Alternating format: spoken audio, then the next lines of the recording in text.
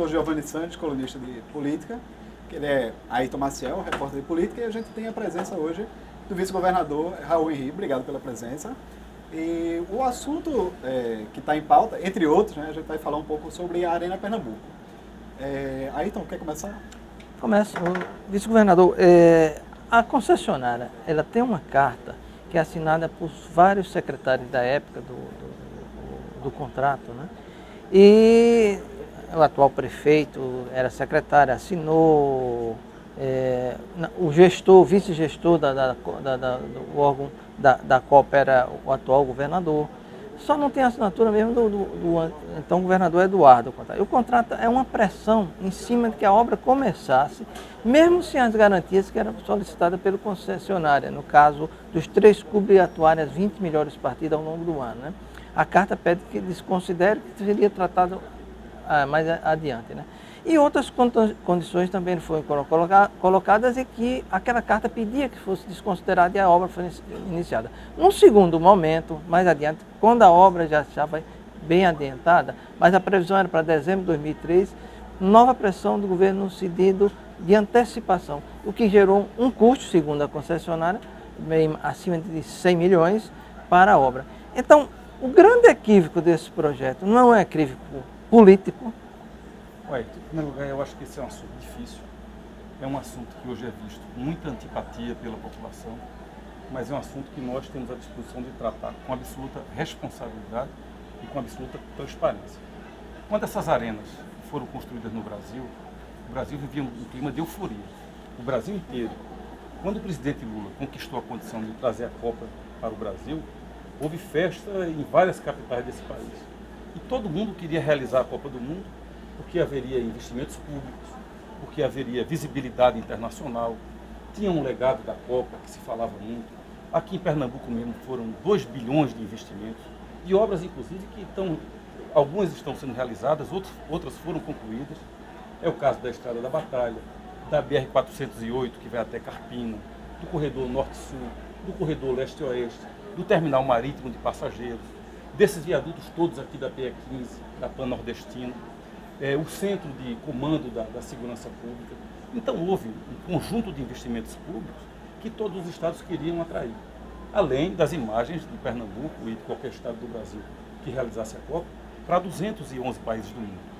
Então havia no Brasil um contexto, uma circunstância de muita euforia, né? Todos queriam fazer a Copa. E aí a gente viu o comportamento da FIFA como foi em relação a isso, né? Comportamento impressionado, de estabelecer os seus critérios, os seus parâmetros. E acho que houve muita pressão no sentido de que essas obras tivessem seus calendários, inclusive apressados, como foi no caso de Pernambuco, para realizar a Copa das Confederações. Naquele contexto, é importante que a gente compreenda isso, que a gente não tire a decisão do governante daquele contexto. A população aprovava a realização da Copa do Mundo. Há pesquisas aqui em Pernambuco que mostram uma aprovação de mais de 92%. O que foi que houve então naquele ambiente de euforia? Esses estádios foram construídos com modelos de negócio que falavam de uma receita que a realidade não confirmou. Houve, de fato, no Brasil inteiro, uma superestimação da receita que esses equipamentos poderiam trazer para que eles próprios bancassem seus custos, e, de fato, a realidade do Brasil hoje é muito diferente. É uma realidade dura, é uma realidade de recessão econômica, e por isso nós queremos fazer uma revisão desse contrato. Então, aproveitando a pergunta de Ayrton e também o contraponto que o senhor fez, a gente pode compreender que foi uma decisão política para atender uma demanda da época, como você colocou, que pesquisas davam que 92% da população queria a Copa, mas por outro lado, a gente pode entender também que um contrato de longo prazo teria sido tratado como se fosse um contrato de curto prazo, quer dizer, para atender uma demanda imediata, se buscou uma ferramenta que talvez não fosse a mais adequada, que é um contrato de 30 anos, a Arena é contratada até 2043, com um custo anual muito elevado. A gente precisava de uma Arena FIFA, padrão FIFA, por 30 anos em Pernambuco? Na realidade, o modelo da PPP, ele se mostrava um modelo com a perspectiva de baratear o custo do estádio. Por que razão? Aqui em Pernambuco, por exemplo, o contrato ele é feito em 2 parcelas. O ressarcimento da obra, do investimento, é 75% do valor da obra, porque a expectativa era que as receitas da Arena pagassem os outros 25%. Então essa expectativa da PPP, de que haveria receitas da Arena, era benéfica para o Estado. Tanto que o Maracanã foi feito nesse modelo. O Mineirão, o contrato foi feito nesse modelo. A Arena da Bahia, a Fonte Nova, foi feita nesse modelo. A Arena das Duas Unas foi feita nesse modelo. A Arena do Castelão foi feita nesse modelo, porque havia naquele momento, naquele ambiente de euforia, naquela circunstância especial que o Brasil vivia, crescia 7%, 8% ao ano, esses equipamentos, como tem na Europa, inclusive, vão ter receita para se autofinanciarem. Então, esse modelo de PPP era um modelo para ele financiar, inclusive, 25% do custo da sua própria construção. Por isso que esse equívoco foi cometido no Brasil inteiro. O que houve no Brasil inteiro foi que o ambiente de euforia que o país vivia levou o país inteiro a esse equívoco desses contratos. Mas esse questionamento que há em relação aos outros estados, por exemplo, não fica muito no custo da obra. O questionamento é mais sobre se a obra vai ser útil daqui para frente, em alguns estados pequenos, como no Mato Grosso mesmo. Aqui tem muito ficado em cima do custo da obra e na falta de clareza do contrato. Não houve um erro aí no governo, talvez, não ser transparente sobre esse contrato? Não, o custo da obra. O custo da obra, a empresa ganhou o contrato de PPP com um custo de 479 milhões. Esse contrato, inclusive, foi submetido ao Tribunal de Contas. É esse contrato que está em todos os bancos financiadores, o BNB, o BNDES. Esse é o custo da obra. Fora esse custo, a empresa pede um reequilíbrio de contrato. Ela pede um aditivo de 264 milhões, que o Estado não deferiu, que o Estado não reconheceu. O Estado contratou uma consultoria chamada Projetec, uma consultoria local, que reconhece desse valor 23 milhões a mais de itens que a FIFA exigiu durante a construção do estádio. A implantação de novas tecnologias, de modificações no estádio, 23 milhões. E a Secretaria da Fazenda reconhece 7 milhões que foram de impostos que não deveriam ter sido pagos e que foram pagos. Porque a lei da Copa dizia que as construções seriam realizadas sem pagamento de impostos. Então, o que o Estado reconhece, e que sequer está formalizado ainda, são 30 milhões dos 264, que foram solicitados pela empresa. A discussão desse valor terá que ser feita, como prevê o contrato, em uma Câmara de Arbitragem. Então, o que está se dizendo, que o custo da Arena é 479 mais 264, não é verdade. Quem vai definir esse valor a mais é uma Câmara de Arbitragem. E o Estado só reconhece, desses 264 solicitados, 30 milhões de reais. Governador, a Arena Fonte Nova, tomando como exemplo, a própria concessionária vive dando esse exemplo. Ela está custando 13 parcelas de 130 milhões. Está cara, é uma obra maior do que a de Pernambuco, 60 mil lugares. Mas está caro, 13 parcelas de 130 milhões, vai dar 1 bilhão e 600.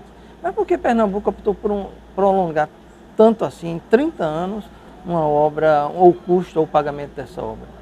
Vou dizer para vocês, havia uma avaliação que o modelo do PPP era o modelo que barateava mais a arena. Eu tenho uma relação, uma planilha de custo de arena por arena, das 12 arenas construídas no Brasil, a de Pernambuco teve o custo número 8.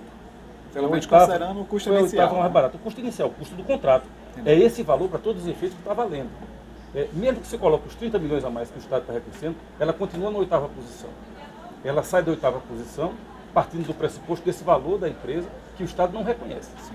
Então ela continua tendo o 8º custo no Brasil. Não foi a arena mais cara e está longe de ser a mais cara. Agora, eu concordo com vocês, o Estado tem que fazer uma revisão do contrato de manutenção da arena, desse contrato dos 30 anos. Nós temos porque as receitas que estavam previstas não se confirmaram. É preciso reequilibrar esse contrato, é preciso rever esse contrato. E até chegar à hipótese de rescindir esse contrato, se for o caso, se for o melhor caminho para o Estado. O que é que o Estado tem que extrair desse estudo da Fundação Getúlio Vargas? Quais são os custos da arena e como reduzir esses custos? Quais são as receitas possíveis e como ampliar essas receitas? E a partir de então o Estado vê qual é o melhor caminho para que esse equipamento, que é um equipamento de primeiro mundo, quem vai lá ver o nível daquele equipamento, ele fica o mais barato possível para o povo de Pernambuco. E eu queria só aproveitar o assunto, né? O senhor não está afirmando que o contrato vai chegar ao fim, vamos dizer, resolvido com a indenização da construtora, tá? É uma hipótese. Mas nessa hipótese, o que acontece com a cidade da Copa? Primeiro, essa hipótese terá que ser apresentada para nós de maneira racional. Nós vamos fazer conta a partir desse estudo da Fundação Getúlio Vargas, que foi contratada também pelo Estado do Rio de Janeiro para fazer o estudo do Maracanã, que está, apesar de ter 4 grandes clubes Flamengo, Vasco, Botafogo, Fluminense, jogando lá, está com problemas também, de receita versus despesa. Então a FGV está estudando o caso do Maracanã e está sendo contratada para estudar o nosso caso. Nós temos que tomar uma decisão em cima do que é mais barato para Pernambuco. Qual é a posição mais vantajosa para Pernambuco dentro desse contrato? É rescindir ou não é rescindir? É modificar o contrato, é fazer uma revisão do contrato? É melhorar a performance da receita? De que maneira? A cidade da Copa, por exemplo, estava prevista dentro dessa equação. Só que o mercado imobiliário de 2007, 2008 tinha uma realidade. Hoje tem outra completamente diferente no ambiente de recessão do Brasil. À luz também digamos assim, desse estudo da realidade brasileira, é que nós temos que definir os caminhos do futuro dessa Arena Pernambuco. O governo que está admitindo a rescisão, uma ruptura, é o mesmo que fez o contrato, a continuidade. E a ruptura em termos de negócio Estado e iniciativa privada sempre é visto como uma coisa perigosa. O mercado se sente ameaçado e isso não é um risco para o governo em termos de credibilidade futura em relação a outros projetos e a outros investidores? Olha, o contrato, primeiro, ele tem cláusulas que prevêem o reequilíbrio dele. Nós temos que estudar também como é possível reequilibrar esse contrato sem romper. Mas se nós chegarmos à conclusão, a partir do estudo, que é mais barato indenizar, é claro que o contrato também tem cláusulas de indenização. Se o Estado entender que é mais barato indenizar a construtora e retomar a arena para a gestão pública, é esse estudo que vai demonstrar. É mais barato rescindir indenizando ou é mais barato modificar o atual estágio do contrato e tornar ele um contrato mais barato? Nós precisamos agir com muita responsabilidade, com muita transparência. O Tribunal de Contas está recebendo todas as informações que está solicitando. Nós, inclusive, estaremos mandando na próxima semana o pedido de reajuste da construtora e a avaliação que o Estado fez desse pedido de reajuste. Eu já conversei com o conselheiro Disseu Rodolfo, ele está formalizando o pedido, nós vamos entregar essa documentação para que nós tenhamos uma atitude em relação a essa questão, que é uma questão que a sociedade está vendo com muita antipatia, inclusive, e é compreensível. O Brasil vive um momento muito duro, está tendo um custo desse com o Estado, mas nós temos que enfrentar essa questão com transparência e com responsabilidade. A gente está com o tempo apertado, eu queria fazer uma pergunta bem curtinha para o senhor. Doutor Raul, o senhor sempre foi uma pessoa que teve uma atenção especial no tema educação.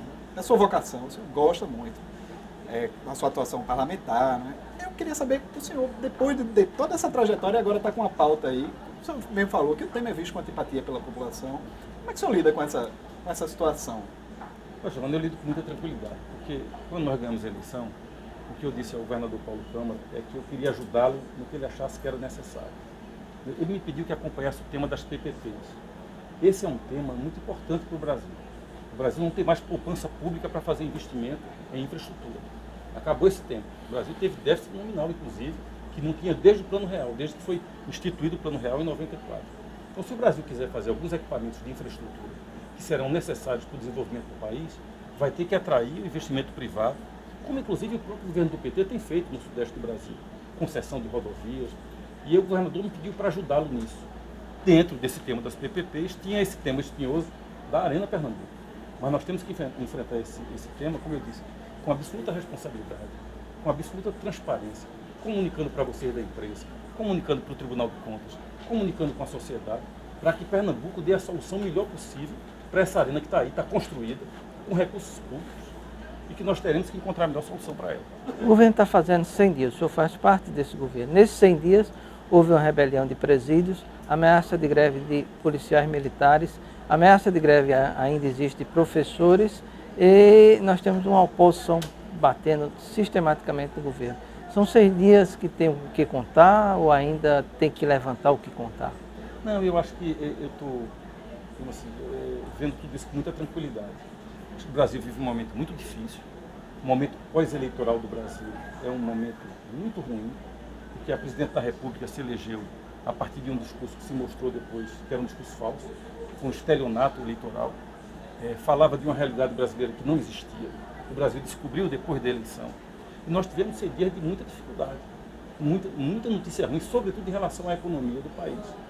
Eu acho que o governador Paulo Câmara deu muita demonstração de equilíbrio, de maturidade, de serenidade, de uma pessoa que ouve, que é seguro na decisão, que ouve sempre mais de uma versão sobre cada problema. Então eu acho que foi um teste de fogo, mas na minha avaliação pessoal ele passou com louvor nesse teste de fogo. Okay. Muito obrigado aí pela presença. Ayrton também, obrigado. E você fica com mais TVJC, é só acessar o canal do Jornal do Comércio. Obrigado e até a próxima.